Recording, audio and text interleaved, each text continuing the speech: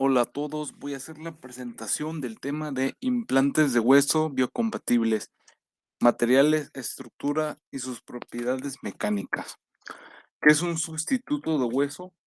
Un sustituto de hueso es un material biocompatible que se utiliza en el caso de la reparación de daños a las estructuras óseas de nuestro cuerpo en casos de un accidente, es decir, una fractura.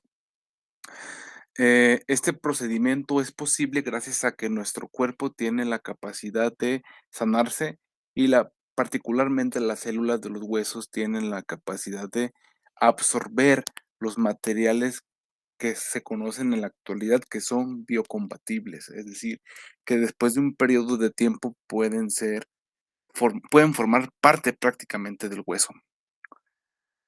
Eh, los implantes de hueso comenzaron a ser realizados desde el siglo XVII. En el año 1821, en Alemania, fue realizado el primer implante de hueso y desde aquellas épocas los médicos, el personal de la salud se dio cuenta que necesitaban encontrar materiales que tuvieran cada vez menor impacto en el comportamiento del hueso. Necesitaban materiales que se adaptaran a las necesidades, a las condiciones a las cuales el hueso se tiene que someter a tensión o comprensión. Los primeros implantes de hueso fueron hechos en animales con grandes avances y posteriormente que se comenzaron a hacer en humanos. Durante la Primera y Segunda Guerra Mundial, con el avance de la tecnología, fueron descubiertos más materiales y perfeccionados dependiendo de las características que se necesitaban cubrir. Ahorita en la actualidad tenemos materiales que son procesados tecnológicamente, los cuales permiten optimizar las características necesarias para cumplir las funciones requeridas en el implante de hueso que se va a realizar. Para ello, existen en la actualidad, varios tipos de implantes de hueso, autoinjerto, aloinjerto, senoinjerto e implantes aloplásticos. El autoinjerto es un tipo de implante en el cual consiste en tomar una parte del hueso del mismo organismo, por ejemplo, de una persona. Si tiene una fractura, se toma una parte de un hueso que no sea vital para su salud, sí, para la salud de la persona, y se inserta en el espacio o cavidad donde se requiere el implante de hueso.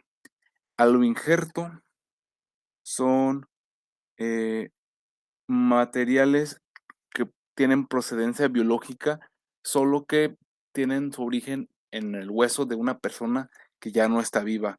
Estos implantes se obtienen a partir de lo que se conoce como bancos de hueso, que son los lugares donde se depositan los recursos óseos para cumplir estas necesidades. Tenemos el senoinjerto, que son materiales que provienen de organismos que no tienen el mismo origen humano para ser implantados en las personas, en los huesos de las personas.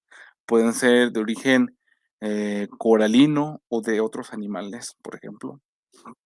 Y finalmente los implantes aloplásticos, que son los implantes que a nosotros nos interesan, los cuales contienen los cerámicos y cierto tipo de cementos, los cuales se ha descubierto que los minerales cerámicos y cementos tienen la capacidad de unificarse y absorberse en los huesos para rellenar esas cavidades que se necesitan rellenar para sanar y dar solución al tipo de necesidad que requiere cada paciente. Este es un video, pero me parece que no se va a ver. Mecanismos fisiológicos. En los huesos de nuestro cuerpo tenemos el proceso de osteoconducción, que estos procesos son vitales para la buena absorción de los implantes en los huesos. El proceso de osteoconducción es la capacidad que debe tener el material implantado de conducir las células que van a introducirse, las células óseas que viven en los huesos, al interactuar con el implante, van a comenzar a interactuar, a introducirse. y el material debe ser capaz de conducir y ser hogar y potencializar el desarrollo de las células del hueso. La osteoinducción es la capacidad de los huesos de inducir esa interacción, es decir, si tenemos el implante de hueso, lo insertamos, este material por sí mismo genera una interacción con el hueso circundante que es biológico, que es de la persona. Por ejemplo, podemos ver aquí en esta imagen. La osteopromoción es la capacidad del hueso a absorberse completamente dentro de la cavidad en la cual fue insertado el implante. Finalmente, la osteogénesis reúne las tres etapas anteriores, las cuales deben de cumplir los materiales óptimos necesarios para hacer un implante de hueso. Los materiales biocerámicos son, tienen una buena capacidad de vincularse con los tejidos óseos de nuestros huesos. Tienen grandes aplicaciones en la odontología y ortopedia. Eh, como lo mencioné, la característica de los cerámicos es que tienen una capacidad alta de biocompatibilidad con los huesos de nuestro cuerpo. Eh, esos minerales y cementos deben de tener ciertas características en nuestro cuerpo. Por ejemplo, el hueso humano está sometido, el hueso, la parte dura, a rangos de entre 90 y 230 megapascales, mientras, mientras la fuerza, las tensiones compresivas, las presiones compresivas en hueso esponjoso se tiene entre 2 y 45 megapascales. Esto debe de considerarse para, dependiendo de la necesidad, tipo de condiciones a la cual va a estar expuesta el implante. Estos implantes, por supuesto, deben de ser poros, tienen de tener una cierta porosidad que sea compatible con la porosidad óptima del hueso y debe de tenerse una microsidad, una porosidad con poros de al menos 100 micras, con una presencia entre 75 y 80%. La tasa de reabsorción es la tasa que se necesita para que el hueso absorba completamente el implante que ha sido insertado. Y estas cualidades son de vital relevancia dependiendo del tipo de implante que se va a utilizar y qué función se pretende que ejecute dentro de su lugar nuevo donde va a ser implantado. Entre los materiales biocerámicos tenemos fosfato de calcio, sulfato de calcio, hidroxiapatita. Un momento. Fosfato de calcio, sulfato de calcio, hidroxiapatita y vidrio activo. El fosfato de calcio es un cerámico el cual podemos ver aquí su fórmula química. Tiene estructuras porosas que están interconectadas que facilitan la exploración o poblamiento de por parte de las células óseas hacia el implante. Tiene un periodo de absorción de entre 6 a 24 meses. Puede ser sintetizado por reacción de estado sólido, conversión térmica y por precipitación. Este fosfato de calcio posee, en su estado sólido, posee una estructura cristalina romboédrica con una masa molar de 310.18 gramos por mol, densidad de 3.14 gramos por centímetros cúbicos y una resistencia de compresión media de 159.4 megapascales, con una porosidad de entre 13.4 y 15.4%. Por otro lado, tenemos la hidroxiapatita, que casualmente es uno de los minerales presentes de manera natural en la composición de nuestros huesos. Es comúnmente empleado en las cirugías craniofaciales, rellenando defectos óseos e irregularidades. Leí que también se aplica en cirugías estéticas.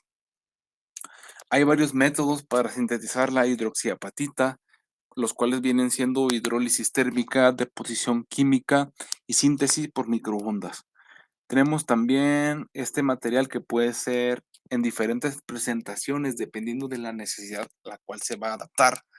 Puede ser en bloque o granos, que se pueden moldear los bloques, por ejemplo. Tenemos una estructura interporosa que se asemeja a la configuración propia del hueso natural, que tiene coincidencia, pues este mineral naturalmente se ubica o está presente en los huesos de nuestro cuerpo. Tenemos una masa molar de 502.31 gramos por mol, una densidad de 318 gramos por centímetro cúbico, una resistencia compresiva media de 174 megapascales, con una estructura cristalina hexagonal. Por otro lado, tenemos el sulfato de calcio, que fue implantado por primera vez en humanos en 1892. Es un material extraordinariamente compatible que suele absorberse rápido en los implantes que se hacen en nuestro cuerpo. La tasa de absorción comienza a desarrollarse entre 6 a 8 semanas y puede prolongarse dependiendo del tipo de implante que se haya hecho. La mayor, ventaja que se dice que se tiene de este sulfato de calcio es que tiene una gran adaptabilidad dependiendo del tipo de necesidad a la cual se va a adaptar y se va a generar el implante. Tenemos una estructura, este mineral tenemos una estructura, este cerámico, tenemos una estructura ortorrómbica, una resistencia compresiva de 4 a 90 megapascales, tenemos que es insoluble en el agua, una densidad de 2.96 gramos por centímetros cúbicos, con una masa molar de 502.31 gramos por mol. En esta imagen podemos ver el proceso de sanación, perdón, de un paciente a la cual le fue implantado el sulfato de calcio. Sí. En la primera imagen podemos ver una radiografía de la expansión del hueso debido a una lesión generada por un tumor de cáncer. En la imagen B podemos ver los implantes que fueron insertados en la cavidad generada dentro del hueso, y en la imagen C podemos ver el proceso, cómo sanó después de 4 semanas el desimplante, cómo el hueso comenzó a absorberlo, y finalmente en la semana 5, perdón, en 5 meses después, que corresponde a la imagen D, podemos observar cómo completamente se absorbió y se regeneró el hueso, absorbiendo el implante de hueso, en este caso el sulfato de calcio. Como ya es la última presentación, aquí están las fuentes, de información. Cabe mencionar que es muy interesante y de gran relevancia en el ámbito médico conocer este tipo de materiales biocompatibles, puesto que son capaces de sanar y de adaptarse a las condiciones naturales a las cuales están sujetas nuestros huesos. Y es de gran relevancia mencionar que en la actualidad tenemos el avance de la tecnología tan vertiginoso, la cual nos ayudó a encontrar y desarrollar y sintetizar este tipo de materiales que cada vez más se adaptan a las necesidades crecientes del tipo de fracturas que se presentan en los pacientes. Bueno, por mi parte es todo. Muchas gracias.